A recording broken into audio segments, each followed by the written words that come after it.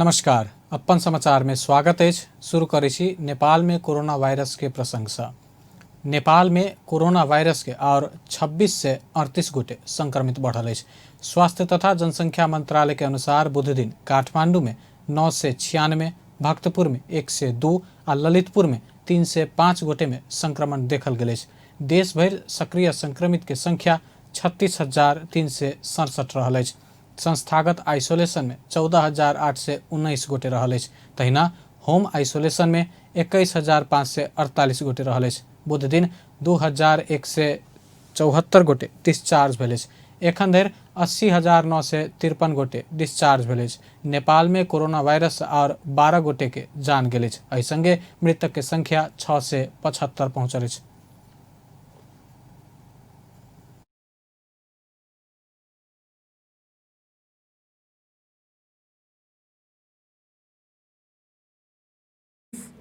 बागमती प्रदेश में 3 से 33 सरकार कोरोना बीमा केने सब में निःशुल्क इलाज नहीं करत। आर्थिक रूप से विपन्न, एकल महिला, अपांगता भेल व्यक्ति के मात्र निःशुल्क कोरोना परीक्षण करबाक बतबैत सरकार संक्रमित व्यक्ति कोरोना बीमा केला पर खर्च बीमा रकम से व्यवस्थापन हेबाक मंत्रालय के प्रवक्ता डॉक्टर जागेश्वर गौतम बतौलनि। सरकार ज्येष्ठ नागरिक, अग्रपंक्ति में खटल स्वास्थ्यकर्मी, सुरक्षाकर्मी, सफाई कर्मी आ जोखिम क्षेत्र में कार्यरत कर्मचारी में लक्षण देखल पर मात्र निःशुल्क परीक्षण करबाक बतौलक अछि। प्रदेश 2 में बुध दिन और 1 से गोटे कोरोना संक्रमित बढ़ल अछि। सामाजिक विकास मंत्रालय अंतर्गत स्वास्थ्य निर्देशनालय देने जानकारी अनुसार बुध दिन सबसे बेसी धनुषा में संक्रमित भेटल अछि। धनुषा में 54, परसा में 15, सप्तरी में 7, बारा में 7, सिरहा में 9, रौथट में 1 और महोत्तरी में 5 गोटे संक्रमित भेटल अछि। एहि संगे प्रदेश 2 में कुल संक्रमित के संख्या 14,421 पहुंचल अछि। एखन धरि प्रदेश 2 में कोरोना संक्रमण से 154 गोटे के मृत्यु भ चुकल अछि। प्रदेश 2 में सबसे बेसी परसा में 46 गोटे के जान गेल अछि। तहिना सप्तरी में 21, धनुषा में 18, बारा में 18, महोत्तरी में 15, सिरहा में 15, सरलाही में 12 और रौथट में 8 गोटे के जान गेल अछि। आई 2 से 2 गोटे कोरोना से मुक्त भ आइसोलेशन से डिस्चार्ज भेल अछि। एखन धरि प्रदेश 2 में 12,495 गोटे संक्रमण से मुक्त भ चुकल अछि। एखन धरि प्रदेश 2 में 1,29,007 गोटे के स्वाब संकलन कयल गेल अछि, जहि में 1,191 स्वाब के नतीजा अब बाकी अछि। एहि प्रदेश में 7 से 13 गोटे आइसोलेशन में आ 1,059 गोटे होम आइसोलेशन में रहल अछि। तहिना क्वारंटीन में 142 आ होम क्वारंटीन में 1,068 रहल अछि। कोरोना वायरस संक्रमण के दर बढ़त गेला बाद काठमांडू महानगरपालिका कॉन्टैक्ट ट्रेसिंग में पड़ल सबके स्वाब संकलन तीव्रता देलक अछि। महानगरपालिका शहरी स्वास्थ्य महाशाखा संघ के समन्वय में संक्रमित के ट्रेसिंग में पड़ल व्यक्ति के खोजी क स्वाब संकलन कर रहल अछि। संक्रमित व्यक्ति के संपर्क में आयल व्यक्ति सब के खोजी क महानगर के संपूर्ण वार्ड सब अपन क्षेत्र भीतर रहल स्थान में स्वाब संकलन कर रहल अछि। एक स्थान में कमती में 2 से गोटे ट्रेसिंग में पड़ल व्यक्ति सब स्वाब संकलन भ रहल वार्ड 17 के वार्ड सचिव राजेश श्रेष्ठ बतौलन।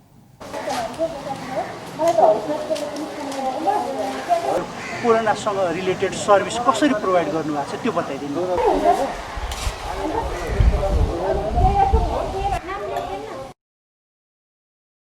भोलिन्टियर 3-4 जना भोलिन्टियरहरू छन् र हाम्रो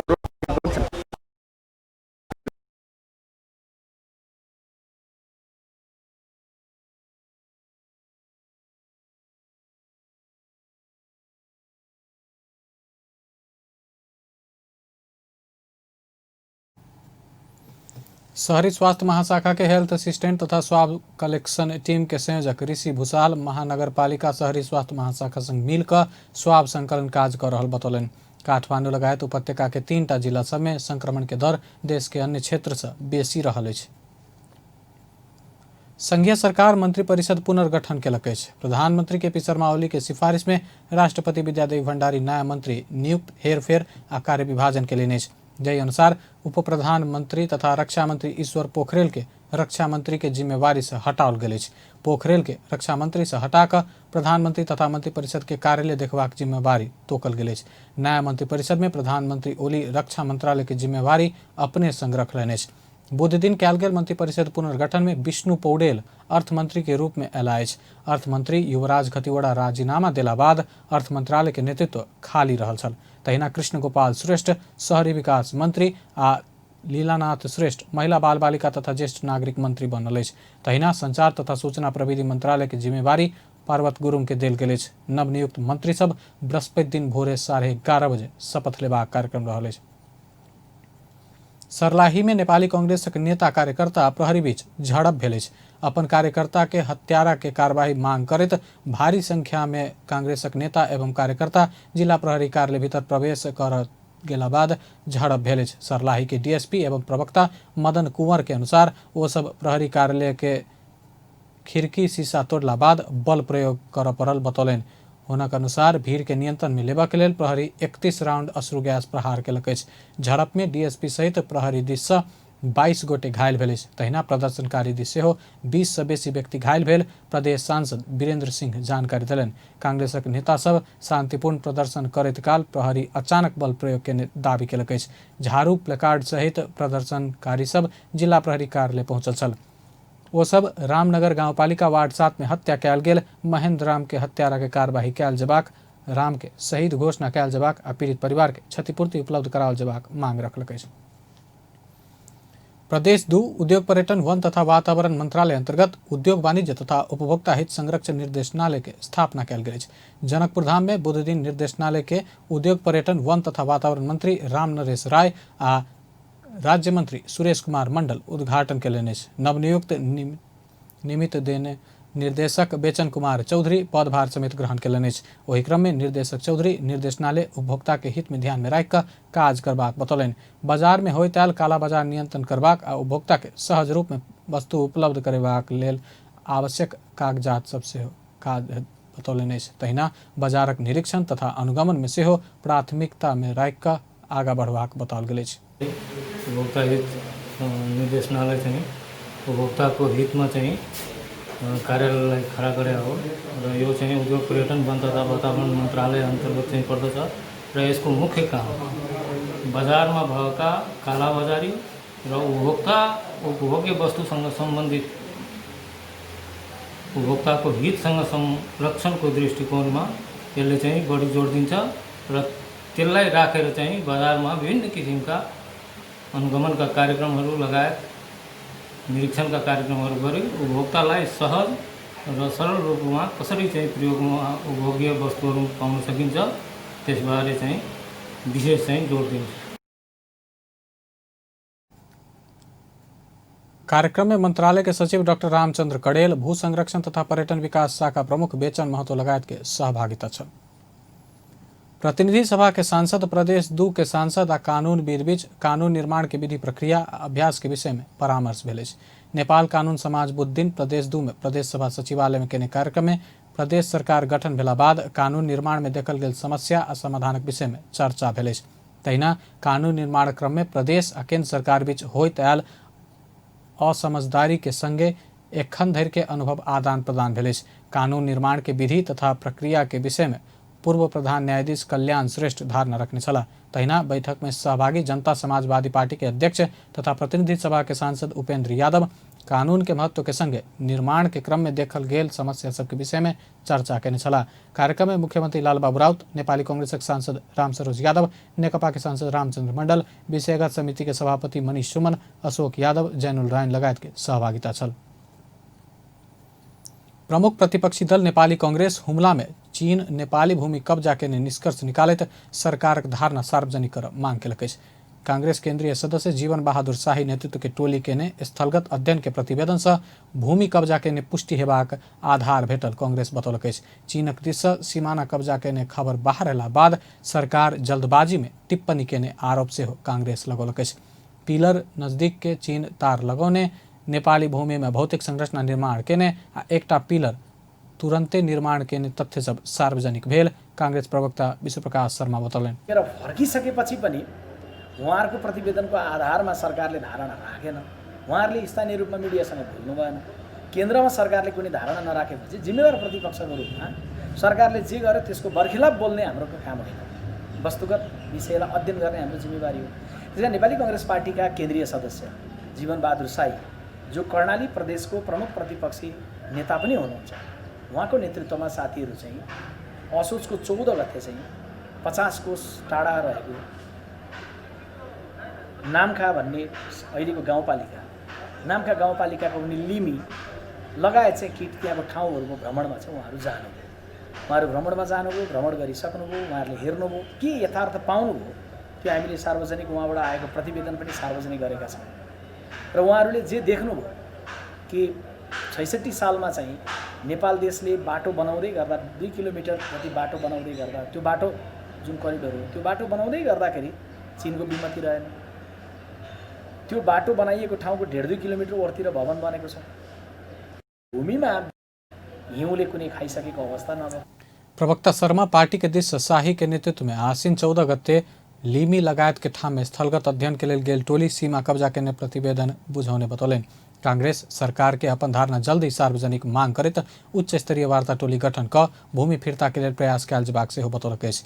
11 दिन धरि नेपाल चीन सीमा निरीक्षण केने शाही नेतृत्व टोली नामखा गाउँपालिका में पड़वाला लोलेजुङ में चीन द्वारा निर्मित भौतिक संरचना सब नेपाली भूभाग में पड़ल निष्कर्ष सेहो निकालक अछि। चीन 5-2 नंबर के पुरान सीमा स्तंभ के हटा एक तरफी रूप में नया बनौने, नेपाल गप्पू दोचा सन निर्माण केने 2 किलोमीटर सड़क खंड से हो चीन कब्जा केने प्रतिवेदन में लिखल अछि। चीन 10 गजा क्षेत्र में नियम विपरीत हिल्सा सीमा के 9-2 नंबर स्तंभ के बीच रेखा में तार लगौने आ गेट निर्माण केने 5-1 आ 5-2 सीमा स्तंभ के चीन तार लगाइब रहल प्रतिवेदन में लिखल गेल अछि।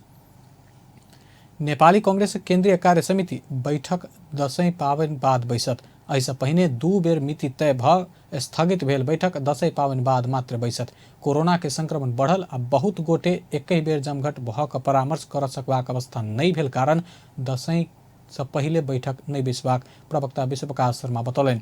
संभव भेला पर कोजाग्रत पूर्णिमा के किछु दिन बाद सब गोटे के PCR परीक्षण क बैठक संचालन करबाक विषय में पदाधिकारी बीच परामर्श चल रहल ओ बतौलन। दशैं आ दीपावली के बीच में बैठक बैस नहीं सकला पर पावनि बाद बैसबाक शर्मा बतौलन। अब नेपाली कांग्रेस केन्द्रीय कार्य समिति PCR गऱ्यौँ हामीले 17 गतेको बैठकमा पार्टी पदाधिकारी पूर्व पदाधिकारी प्लस केही नेताहरू सहितको बैठकमा नै सहभागी रहेका साथीहरूलाई कोरोना देखियो। स्वाभाविक छ कि त्यो बैठकमा सहभागी भएकाहरू हामी सबै कन्ट्याक्ट ट्रेसिङमा पर्यौँ। त्यस पछाडि 19 गतेको बैठक प्रभावित हुनु स्वाभाविक थियो र बैठक स्थगित गर्यौँ। त्यसपछि हामीले नयाँ मिति जो तय गरेका थियौँ त्यो मितिमा पनि बैठक हुन सक्ने अवस्था 25 गते असोजको लागि पनि पार्टीका पूर्व केन्द्रीय कोषाध्यक्ष रामबाबु प्रसाईको निधनको कारण पार्टी केन्द्रीय कार्यालय 3 दिनलाई बन्द गर्दै गर्दा त्यो बेला हाम्रो बैठक स्थगित हुन पुग्यो। त्यस पछाडि यस बीचमा चाहिँ यो 2-3 दिनको बीचमा चाहिँ पार्टीको सभापतिज्यू समक्ष पार्टीको वरिष्ठ नेता रामचन्द्र पौडेलज्यू समक्ष हामी छलफलहरूमा संवादहरूमा यसलाई कुन रूपमा चाहिँ बैठकलाई आयोजना गर्ने भन्ने सन्दर्भमा पार्टी केन्द्रीय कार्यालयबाट हामी सहभागी रह्यौँ। त अहिले परिस्थिति कस्तो बन्यो भन्दाखेरि भने चाहिँ कोरोनाको एकालको प्रतिकूलता, त्यस पछाडि पर्याप्त समय हामीले बहस गर्न नपाइदिएको अवस्था, यो कारणले गर्दै गर्दा केन्द्रीय कार्य समितिको बैठक विशेष महाधिवेशन के संदर्भ में परामर्श कर केंद्रीय समिति बैठक बजाओल गेल। पिछला समय वरिष्ठ नेता रामचंद्र पौडेल समूह लिखित रूप में पेश केने असंतुष्टि के विषय में सेहो बैठक में परामर्श करबाक एजेंडा रहल अछि। प्रवक्ता शर्मा फागुन 7 गते महाधिवेशन संपन्न होब नहीं सकबाक अवस्था में कतेक समय बाद कर सकबाक विषय में सेहो आब बैसबला बैठक में परामर्श हेबाक बतौलनि अछि। नेपाल कम्युनिस्ट पार्टी के संघीय सांसद सानु शिवा पहाड़ी निधन भेल अछि। किछु वर्ष पहिने किडनी प्रत्यारोपण केने सांसद शिवा के बुध दिन भोरे इलाज के क्रम में निधन भेल अछि। पिछला समय हुनक हृदय के सेहो समस्या देखल गेल छल। ओ किछु दिन से KMC अस्पताल सीनामंगल में इलाजरत छली। ओ नेकपा के दिस समानुपातिक संघीय सांसद बनल छली। झापा में एक गोटे मृत भेटल अछि। बुध दिन कनकाई नगरपालिका 3 स्थित बांसघारी में एक युवक के शव भेटल अछि। जिला प्रहरी कार्यालय के प्रहरी नायब उपरीक्षक राकेश थापा के अनुसार शव ओही स्थान में रहनिहार अभिषेक चौधरी के रहल अछि। स्थानीय शव भेटला बाद इलाका प्रहरी कार्यालय से प्रहरी के टोली खटल छल। चौधरी के चेहरा में चोट लगला से मृत्यु शंकास्पद भेल प्रहरी नायब उपरीक्षक थापा बतौलनि। विद्युतीय शवदाह गृह निर्माण आ संचालन के लेल काठमांडू महानगरपालिका आ पशुपति क्षेत्र विकास कोष बीच समझौता भेल अछि। पशुपति क्षेत्र में शवदाह व्यवस्थापन में पड़ि रहल चाप आ कम संख्या में रहल शवदाह गृह के कारण व्यवस्थापन में देखल गेल ढीला सुस्ती के समाप्त कर और विद्युतीय शवदाह गृह निर्माण होबय लागल अछि। महानगरपालिका के आर्थिक वर्ष 2077-78 के वार्षिक बजेट से आर्थिक व्यवस्थापन का शवदाह गृह निर्माण हैत। एखन दैनिक 35 से 45 टा शवदाहन होइत अछि, जाहिमे 20 टा विद्युतीय गृह में दाहन कयल जाइत अछि और 8 टा गृह निर्माण हेबाक कोष के सदस्य सचिव डॉक्टर प्रदीप ढकाल बतौलनि अछि।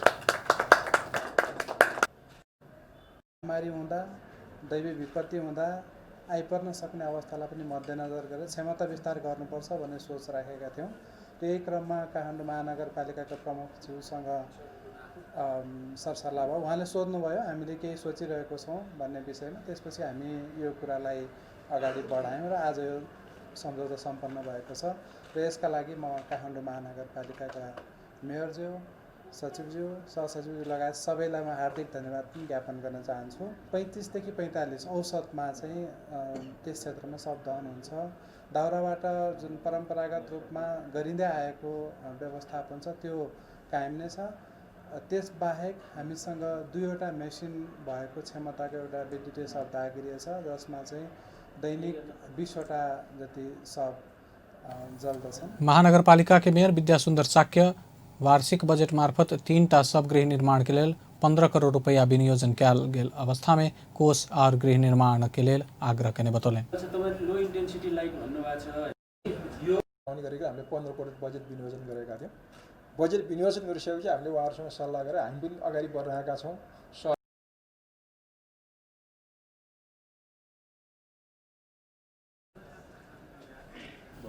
शवदाह गृह निर्माण आ संचालन के लेल भेल समझौता पत्र में महानगरपालिका के दिस प्रमुख विद्यासुन्दर साक्य आ कोष के दिस सदस्य सचिव डॉक्टर प्रदीप ढकाल हस्ताक्षर केलनि अछि।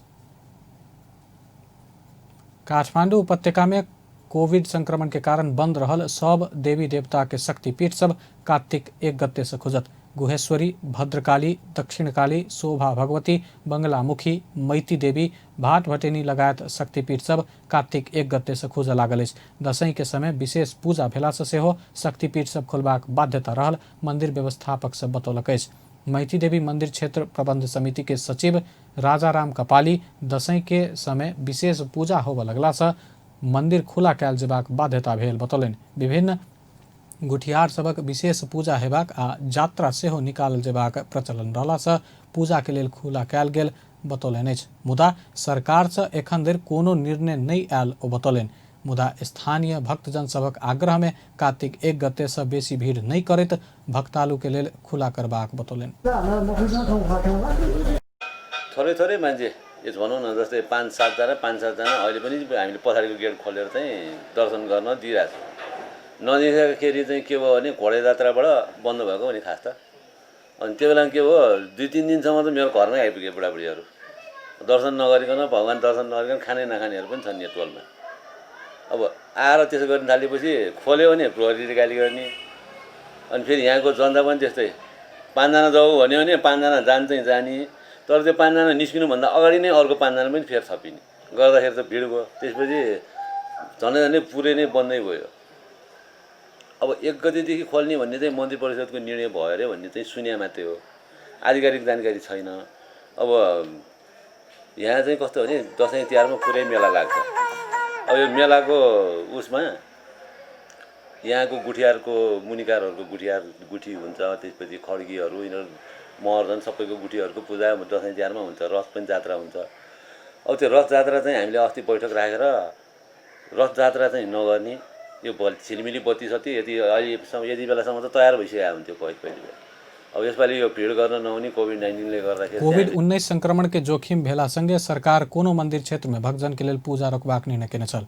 एहि संगे काठमांडू उपत्यका के मुख्य शक्तिपीठ सब में सेहो नियमित पूजा बाहेक सब गतिविधि बंद कयल गेल छल। आब अंतर्राष्ट्रीय समाचार।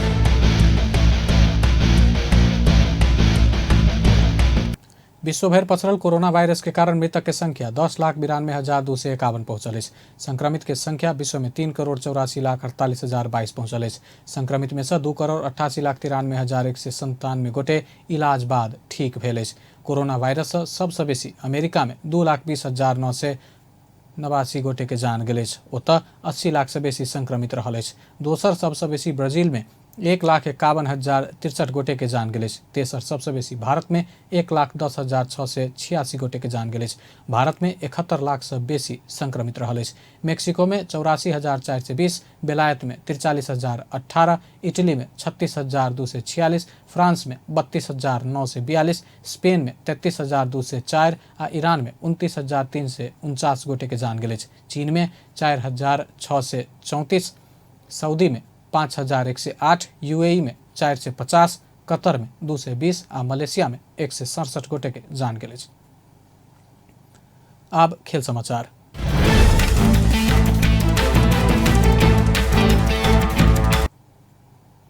न्यूजीलैंड इंग्लैंड संघ के मैत्रीपूर्ण फुटबॉल नहीं खेलबाक घोषणा कलक। बुध दिन न्यूजीलैंड फुटबॉल विज्ञप्ति जारी करैत कोरोना के कारण मैत्रीपूर्ण खेल के लेल इंग्लैंड जा नहीं सकबाक बतौलक। इंग्लैंड नवंबर 12 में वेम्बली में मैत्रीपूर्ण फुटबॉल के आयोजना केने छल। न्यूजीलैंड ई मैत्रीपूर्ण खेल में संभावित खतरा रहल कहत इंग्लैंड टूर रद्द केने बतौलक। ऐसे आगा मार्च में ओमान आ बहराइन संग मैत्रीपूर्ण फुटबॉल खेलबाक तय भेल छल, मुदा कोरोना वायरस के कारण ई दुनू खेल सेहो रद्द भेल छल। बेस्ता अपन समाचार एखन लायत बा। पल पल खबर तेज नजर देखते रहिए अपन टेलीविजन। नमस्कार।